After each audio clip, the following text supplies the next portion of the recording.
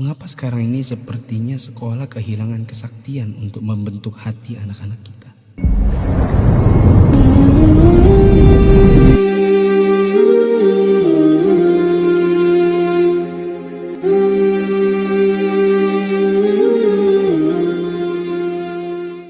Barokahna sekolai. Ada yang bertanya sama saya ketika saya berbicara di suatu majelis.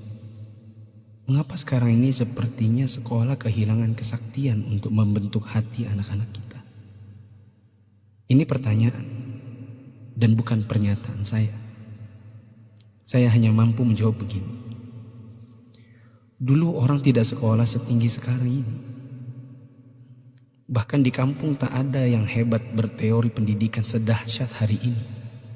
Bisa dibilang teori pendidikan sekarang mungkin sudah menyentuh langit ketujuh.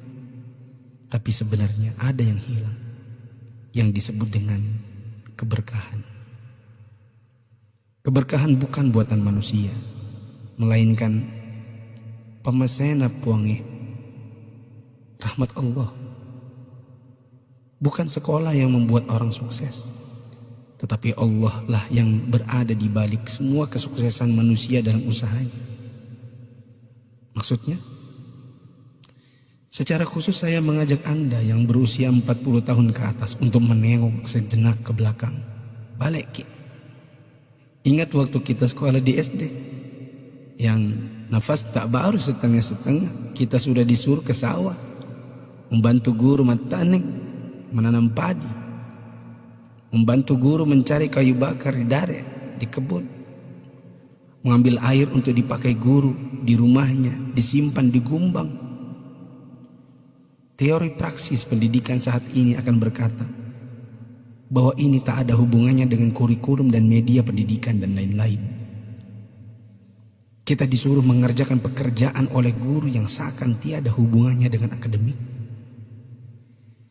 Bukan itu saja, bahkan mungkin kita pernah menjaga jualan guru. Tak hanya itu, kita kalau dipukul oleh guru hingga setengah hidup, atau masengo, mimisan, akibat pukulan mistar kayu guru dan jangka pelingkar yang ujungnya runcing. Disinilah intinya. Atas itu semua, pernahkah orang tua kita protes? Pernahkah orang tua kita mengeluh dengan tugas-tugas tadi? Pernahkah orang tua kita melarang kita ikut ekskul dalam tanda kutip yang saya sebutkan tadi, mencari kayu, mengambil air? Sama sekali no. Orang tua kita tidak pernah mempersoalkan. Inilah mata air yang mengalirkan keberkahan. Atas kesabaran orang tua terhadap dunia persekolahan, Allah pun turun dengan tangannya. Dia membalas kebaikan hati orang tua atas penghormatan terhadap guru dan eksistensi sekolah yang bahkan mungkin dengan segala kelemahan. Tak perlu pakai teori pendidikan, sebab orang tua kita tak paham itu semua. Tapi teori dan kehendak Allah yang berlaku.